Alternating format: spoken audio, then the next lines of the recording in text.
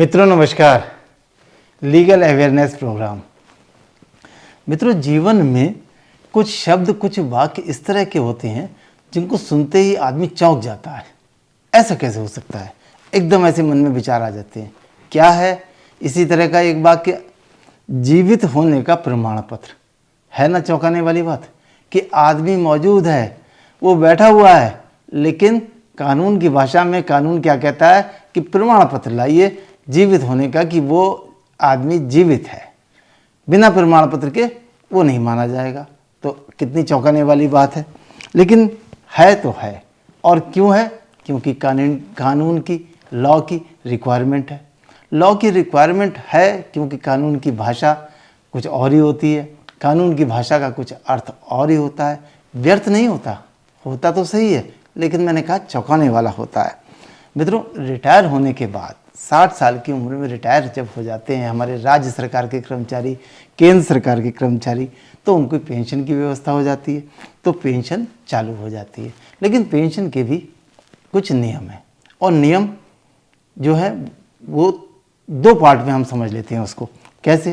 कि एक तो वो वाले पेंशनर जो 60 साल से 80 साल के बीच के हैं, और दूसरे जो 80 साल के से ज़्यादा की आयु हो गई है। तो इसके अगर जो 60 साल वाले हैं उनके लिए एक नियम है कि हर साल, मतलब साल में एक बार, नवंबर के महीने में उनको ट्रेजरी ऑफिसर या बैंक मैनेजर के सामने उपस्थित होकर के ये एक सर्टिफिकेट लेना होता है कि वो जीवित हैं। उनके सामने जब वो बैठते हैं, फिजिकली सशरीर जब वो उपस्थित होते हैं, तो ट्रेजरी ऑफिसर या बैंक का मैनेजर उनके लिए एक सर्टिफिकेट इशू करता है, और उसमें लिखा होता है कि ये, इसको कहते हैं लाइफ सर्टिफिकेट, जीवित रहने का सर्टिफिकेट। और इस सर्टिफिकेट को फाइल करने के बाद अगले 1 वर्ष तक उनकी पेंशन आती रहती है। लेकिन दूसरे क्लास में कौन मैं बता रहा हूँ, जिनकी आयु, जिनकी एज 80 साल से ज़्यादा है, उनके लिए कानून ये कहता है कि उनको साल में 2 बार ये सर्टिफिकेट लेना पड़ेगा, एक मई के महीने में और एक नवंबर के महीने में। Pensioners age is more than 80 years, then he will have to bring life certificate twice। तो उनको 2 बार के लिए ये प्रोविज़न किया गया है। अब क्या है इसके आगे कि नवंबर का महीना आया, और देखिए, पेंशनर माने ओल्ड एज, ओल्ड एज माने स्वास्थ्य हल्का होना। तो अगर उनके साथ में कोई समस्या है, जाने की समस्या है, कहीं बाहर गए हुए हैं, बार बार आ जा नहीं सकते, स्वास्थ्य संबंधी समस्या है, तो वो क्या करें? अब नवंबर का महीना आया और वो फिजिकली वो सर्टिफिकेट लेकर के नहीं आ पाए, नहीं सर्टिफिकेट हुआ, तो उसका क्या असर आएगा? अगले महीने पेंशन नहीं मिलेगी। अब अगले महीने नहीं मिलेगी, कोई बात नहीं। तो इसके लिए भी एक नियम है। वो नियम क्या है? वो ये कहता है कि अगर किसी ने 30 नवंबर तक वो अपना जीवित रहने का सर्टिफिकेट, लाइफ सर्टिफिकेट दाखिल नहीं किया, तो अगले महीने से उनको पेंशन नहीं मिलेगी। लेकिन 3 महीने बाद वो आए और उन्होंने अपने फिजिकली पेश हुए, फिजिकली उन्होंने देखा और सर्टिफिकेट ले लिया, तो उतने महीने, 3 महीने का एरियर मिल जाएगा। ये सुविधा अगले साल के 31 अक्टूबर तक के लिए होती है। ज़रा ध्यान दीजिएगा मैं क्या कह रहा हूँ। 30 नवंबर तक सर्टिफिकेट, लाइफ सर्टिफिकेट पेश हो जाना चाहिए, लेकिन अगर नहीं हो पाया तो वो अगले साल के 31 अक्टूबर तक वो फिजिकली पेश हो जाएं और वो अपना लाइफ सर्टिफिकेट लेके दाखिल कर दें। तो अगर वो अक्टूबर, अगले साल के नवंबर में होना चाहिए था, लेकिन अगले साल के अगर वो अक्टूबर में भी दे देते हैं, तो बीच के महीनों की उनकी जो पेंशन है वो एरियर उनको एक साथ मिल जाएगा, और पेंशन रेगुलर अगले साल के लिए आगे हो जाएगी। लेकिन क्योंकि मैं बता रहा हूँ कि ओल्ड एज है, इतना कह देना सरल है, करना कठिन है उनके लिए, कि बार बार कोई समस्या आ गई किसी तरह की, वो नहीं आ पाए। और बाय द वे वो 31 अक्टूबर का समय भी निकल गया, तब क्या होगा? तो तब के लिए ये व्यवस्था है कि वो उनकी पेंशन कैंसिल हो जाएगी। कैंसिल का मतलब बंद हो गई। और जो बैंक है, जो जहाँ से वो पेंशन मिलता है, ट्रेजरी से लेते हैं, बैंक से लेते हैं, वो उनकी पेंशन को उनके डिपार्टमेंट के यहाँ वापस भेज दिया जाएगा, और वो उनकी पेंशन बंद हो जाएगी। लेकिन फिर वो, अब 31 अक्टूबर तो निकल गया, लेकिन उसके बाद पेश हुए, उसके बाद आ गए, नहीं आ पा रहे थे, तो आएंगे तो उनके लिए दोबारा से पेंशन का नया पेंशन ऑर्डर बनेगा और उनकी पेंशन दोबारा से नए ऑर्डर से चालू हो जाएगी। तो उसका क्या अंतर आया नए और पुराने में? नए का अंतर ये आया कि दोबारा से पेंशन तो चालू हो जाएगी, लेकिन जो बीच के पीरियड की जो पेंशन बंद हो गई वो पेंशन का एरियर नहीं मिलेगा। ये भी एक देखिए अजीब और गरीब बात है। क्यों? क्योंकि अगर कोई 31 अक्टूबर तक पहुंच जाना चाहिए था, मतलब एटलीस्ट 31 अक्टूबर तक अगले साल के, वो आए साहब दिसंबर में, तो क्या करें, 2 महीने लेट हो गए, लेकिन आ तो गए। एक बार आदमी फिजिकली दिसंबर के महीने में आ गया, मैनेजर ने सर्टिफिकेट दे दिया, लाइफ सर्टिफिकेट दे दिया कि ये जीवित हैं, तो क्या बीच के पीरियड में एरियर क्यों नहीं दे रहे हैं? क्या वो बीच के पीरियड में ख़त्म हो गए थे? वो तो लगातार जीवित है। अगर कोई आदमी आज की तारीख में जीवित है तो इससे पहले भी जीवित है। लेकिन है, मैंने कहा ना, अजीब व गरीब चौंकाने वाली बातें होती हैं।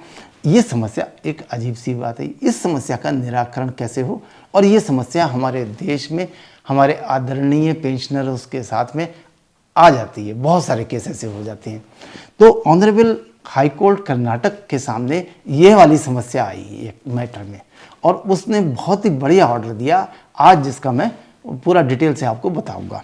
पहले तो हम ये समझ लेंगे कि वो मामला कौन सा है। वो मामला कौन सा है? ये मामला है H Nagabhushan Rao versus under secretary ministry of home affairs, writ petition number 405 of 2023। इसमें 17 फरवरी 2023 को ऑर्डर आया। बहुत ही इंपॉर्टेंट ऑर्डर है, और इस ऑर्डर में ने जो फाइंडिंग दी, जो रूलिंग दी, वो सबके लिए, पूरे देश में सबके लिए एक नज़ीर है। मित्रों, अब हम इसको, जो क्या ऑर्डर है, इसको हम समझेंगे, और इसकी पहले, इसको समझने से पहले इसकी नेट शेल में हम इसके फैक्ट्स बता देते हैं, इसकी कहानी क्या है ये भी बता देते हैं, जिससे कि आपको पूरा मामला बहुत साफ समझ में आ जाएगा। जो इसमें पिटिशनर हैं नागभूषण राव साहब, उनकी एज 2023 में जब उन्होंने पिटीशन फाइल की तो 102 साल की थी। 102 साल की एज वाला आदमी जो है वो रिट पिटीशन फाइल कर रहा था। क्यों? उनको पेंशन कौन सी मिल रही थी? उनको पेंशन मिल रही थी स्वतंत्रता सैनिक सम्मान गौरव धन पेंशन। ये वाली पेंशन उनको मिलती थी, जो कि गवर्नमेंट ऑफ इंडिया और स्टेट गवर्नमेंट के द्वारा ज्वाइंटली दी जा रही थी। और इसको, ये पेंशन वो 1974 से लगातार ले रहे हैं। अब क्या बात हुई, ये लेते कहाँ से? केनरा बैंक के से अपने अकाउंट में उनके आ जाता था। उनका एक अकाउंट था केनरा बैंक में, जहाँ से वो पेंशन विड्रॉ करते थे। अब क्या हुआ कि वो साल में एक बार पेंशनर अपना लाइफ सर्टिफिकेट दे देते थे, लेकिन 1 नवंबर 2000, जरा सा नोट कर लीजिएगा या ध्यान रखिएगा, 1 नवंबर 2017 को उनके अकाउंट में पेंशन ही नहीं आई। तो भाई पता चला कि क्यों नहीं आई? पता ये चला कि नवंबर महीने का वो सर्टिफिकेट उन्होंने लाइफ सर्टिफिकेट नहीं दिया है, इसलिए पेंशन नहीं आई। अब भाई नहीं आई तो नहीं आई। अब वो तो इस स्थिति में थे नहीं, स्वास्थ्य खराब था। 97 ईयर्स की उस समय एज थी जिस समय उनकी पहली बारी पेंशन नहीं आई। तो आप समझ लीजिए 97 वाला ऐसा तो है नहीं कि नहीं आई तो अभी दौड़ के पहुंच जाएंगे। समस्या रही होगी, वो नहीं पहुंच पाए। और ना केवल वो पहुंचे, बल्कि वो उन्होंने जो 30 नवंबर के टाइम था, उसके बाद वो जनवरी, फरवरी, मार्च, अप्रैल पूरे नहीं पहुंचे, और 31 अक्टूबर की जो डेडलाइन थी वो भी निकल गई, और वो जाकर के फिजिकली पहुंचे 24 दिसंबर 2018 को। उनको पहुंचना चाहिए था नवंबर 17 में, वो पहुंचे 1 साल के भी बाद 24 दिसंबर 2018 को वहाँ पे बैंक में पहुँचे। जब पहुँचे तो बैंक के अधिकारियों ने उनकी कार्रवाइयाँ कर दी, और कार्रवाई हो करके दोबारा से उनका नया ऑर्डर आ गया पेंशन का, और उनको दोबारा से पेंशन मिलना शुरू हो गई। लेकिन जैसा हमने पहले फैक्ट्स में बताया था, जो कानून बनाया हुआ है चौंकाने वाला, अब देखिए वो 24 दिसंबर जब 2018 को पहुंच गए, जीवित सर्टिफिकेट उनको मिल गया, लाइफ सर्टिफिकेट मिल गया जीवन का, तो फिर क्या बीच के पीरियड में ख़त्म हो गए थे? ये कैसा प्रिजम्पशन है? लेकिन है, लेकिन वो तो कानून है तो वही माना जाएगा। उन्होंने उस पर उनकी पेंशन को कैंसिल कर दिया था। दोबारा आए तो दोबारा से नई पेंशन चालू हो गई, और उनको पेंशन मिलना बंद हो गया था वो दोबारा से चालू हो गई। लेकिन उनका जो बीच के महीनों का जो पेंशन का एरियर था, वो एरियर कितना था? 3,71,280। ये रुपया उनको नहीं मिला। और क्या करके नहीं मिला? क्योंकि वो वाली पेंशन कैंसिल हो गई और अब नई बनी है, तो बीच के महीनों का ये नहीं मिलेगा। इसी इम्पॉर्टेंट क्वेश्चन को, ये बहुत ही प्रैक्टिकल क्वेश्चन है, ये प्रैक्टिकल समस्या है, क्योंकि बुजुर्ग लोग हैं, ये समस्या हो जाती है। कोई बाहर गया हुआ है, विदेश में गया हुआ है, उसको परमिशन नहीं मिल रही है आने की, उसके पास अभी कोई साधन नहीं है, उसके स्वास्थ्य ठीक नहीं है, ओल्ड एज, मतलब वो भी 97 100 ईयर्स के एज वाले। लेकिन कानून तो कानून है, तो वो पुरानी वाली पेंशन कैंसिल हो गई थी, नई चालू हो गई, बीच का एरिया नहीं मिला। तो जो नागभूषण साहब हैं, उन्होंने एक रिट फाइल करी ऑनरेबल हाई कोर्ट कर्नाटक के सामने, और ये कहा कि साहब हमारा ये कौन सी बात है, इसी बात को चैलेंज किया कि जब वो जीवित हैं तो उनको बीच का पेंशन भी मिलनी चाहिए, बीच का एरियर भी मिलना चाहिए। If a pensioner is not able to give life certificate will he not get pension. क्या पेंशनर बोझ है या कोई उसके उपकार कर रहा है? भाई, उसने पूरा जीवन राष्ट्र की सेवा में समर्पित किया है, अपना जीवन झोंका है। सामान्यतः लोग ही समझ लेते हैं कि सब राष्ट्र सेवा नेता लोग राष्ट्र सेवा करते हैं। नेता नहीं, आप और हम सभी लोग, जिसको जो काम दिया गया है, जिसने जो काम देश में जन्म लेने के बाद, पढ़ाई लिखाई करने के बाद, जो भी उसकी योग्यता है उसके आधार पर जो काम आपने लिया है, या जो काम उसने नौकरी के माध्यम से लिया है या दिया है, उस काम को अगर वो तत्परता से करता है तो ये उसका अधिकार है। उसको वेतन, उसका पेंशन, ये उसका अधिकार है। यही राष्ट्र की सेवा है। राष्ट्र की सेवा का ठेका जो है वो केवल नेताओं ने नहीं ले रखा है, प्रत्येक नागरिक राष्ट्र की सेवा में तल्लीन रहता है। तो इसलिए पेंशनर्स के संबंध में इस तरह के नियम बड़े अजीब से नहीं लगते हैं? बहुत ही अजीब सुनने में ही लग रहा है कि उनको इतनी एज वाले को हाई कोर्ट में न्याय के लिए जाना पड़ रहा है, लेकिन गए। अब जो हाई कोर्ट के सामने बात आई तो उसके लिए मैं उसको, उन्होंने जो मेन अपने ऑर्डर में लिखा है वो मैं आपको पढ़ता हूँ, और इससे जो लॉ है वो भी क्लियर होता रहेगा। Each bank should obtain a life certificate once a year in the month of November from the concerned freedom fighter or the dependent, as the case may be. For the purpose of obtaining life certificate, it is clarified that the pensioner must come face to face with the banker. ये वाली बात, ये order में जो contents हैं वो मैं पढ़कर आपको सुना रहा हूँ। Whether it is found that the pensioner is too old to come to the bank, then the bank officer must visit his place of residence before obtaining the life certificate. अगर वो इतना ओल्ड हो गए हैं कि वो नहीं आ सकते हैं, या कोई इस तरह की समस्या से ग्रस्त हैं कि वो नहीं आ सकते हैं, तो ये इसके बारे में क्या लिखा है कि the bank officer must visit his place of residence before obtaining the life certificate. Bank के मैनेजर को भी विजिट करनी चाहिए। और देखिए मित्रों, यहाँ पे मैं ये बात जोड़ दूँ क्या कि अरे भाई, आप हमारे ऑनरेबल हैं, ऑनरेबल पेंशनर हैं, देश के पेंशनर हैं, भारत सरकार के पेंशनर हैं, स्टेट गवर्नमेंट के पेंशनर हैं।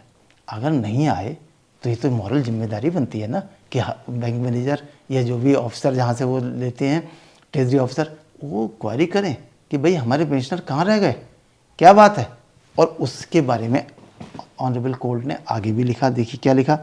इन case where the pensioners are above the age of 80 years, the life certificate should be taken by the bank twice a year, once in May before 31st May and once in November before 30th November.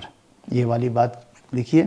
फिर आगे कहा गया, if a pensioner does not submit his life certificate by 30th November, the bank should immediately stop the pension. जैसा मैंने पहले बताया कि अगर नवंबर में वो सर्टिफिकेट नहीं दिया तो अगले महीने पेंशन नहीं बनेगी। If the pensioner submits the life certificate few months after the November deadline but before the next 31st October, then the bank may resume the pension and pay the arrears. तो अगर 31 अक्टूबर से पहले उन्होंने वो certificate दे दिया तो बीच के महीनों की एरियर मिल दे दिया जाएगा और पेंशन लगातार चालू रहेगी।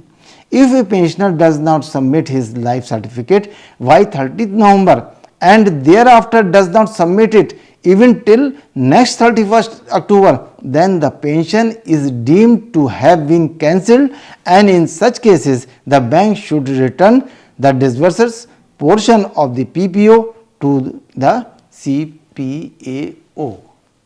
मतलब अगर वो 31 अक्टूबर तक नहीं आए तो वो पेंशन कैंसिल हो जाएगी और जो उनका पैसा आता है वो उसके हिसाब से वापस कर दिया जाएगा।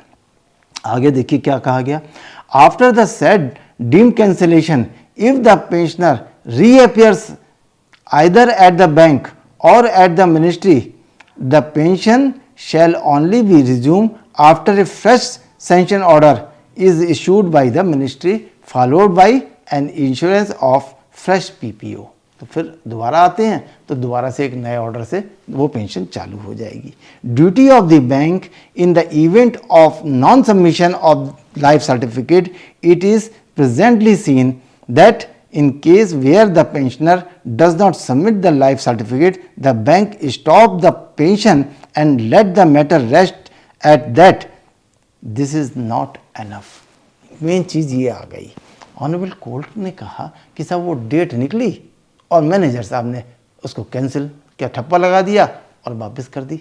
ये एनफ नहीं है, ये उनकी ड्यूटी को ये नहीं माना जाएगा कि उनकी पर्याप्त उन्होंने एफर्ट कर लिए। एफर्ट क्या होने चाहिए थे कि उनको वहाँ पे जाना चाहिए था। इसके बारे में आगे क्या लिखते हैं।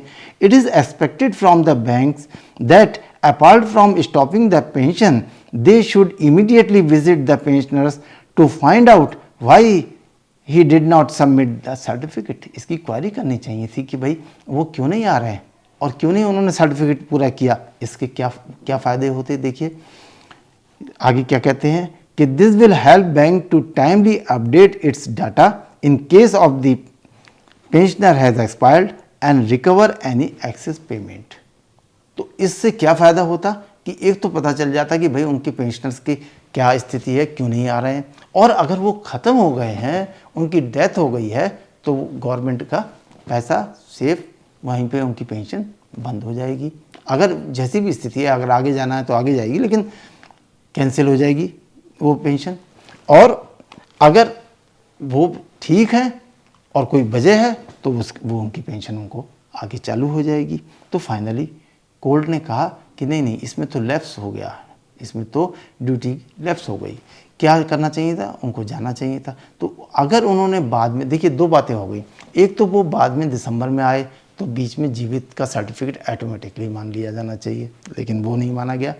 दूसरी बात, इसमें बैंक मैनेजर ने इसमें पूरी ड्यूटी नहीं करी, उनको क्वारी करनी चाहिए थी, जाते भेजते और रिपोर्ट लगती कि क्या पोजीशन है, तो वो भी नहीं हुआ। तो फाइनली कोर्ट ने क्या कहा, मैं फाइनल ऑर्डर में पढ़ता हूँ।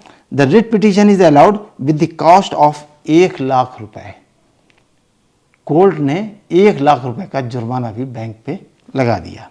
आगे देखिए, a mandamus issue to the respondent to pay arrears of pension which is quantified at rupees 3,71,280।